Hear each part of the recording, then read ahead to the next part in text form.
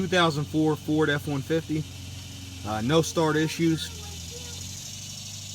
Got the DORMAN fuel pump driver module. Installed it.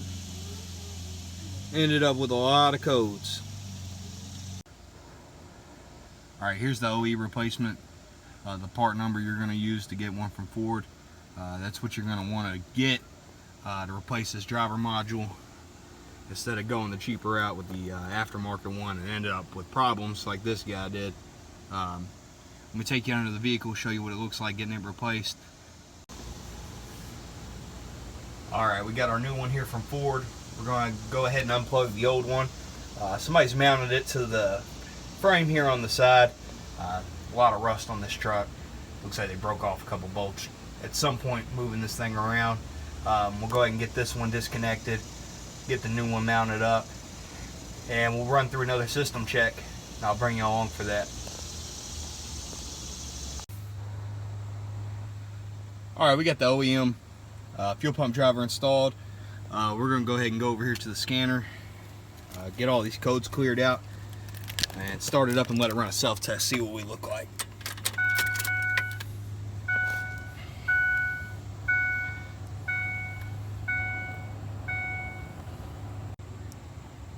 Alright, we're going to go ahead and go into engine module, codes menu.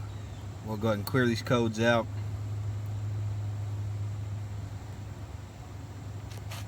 We're going to go ahead and start the truck up.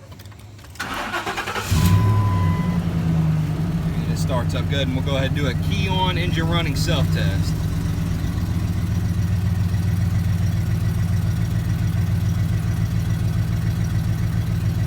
Continue. Follow the prompts on the screen.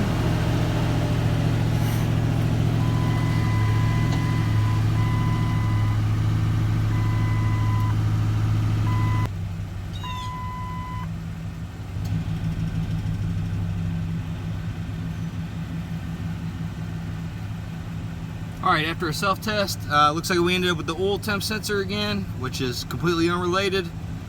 We did not cycle the AC, so that's why we have that code. And the vehicle just isn't warmed up enough to do the downstream sensors test. But we have cleared out all of the fuel pump driver module codes, and shouldn't have any issues with that. We'll take it for a quick test drive, and if all is good, then you're finished here. Taking this F-150 out for a test drive. No check engine light at this point.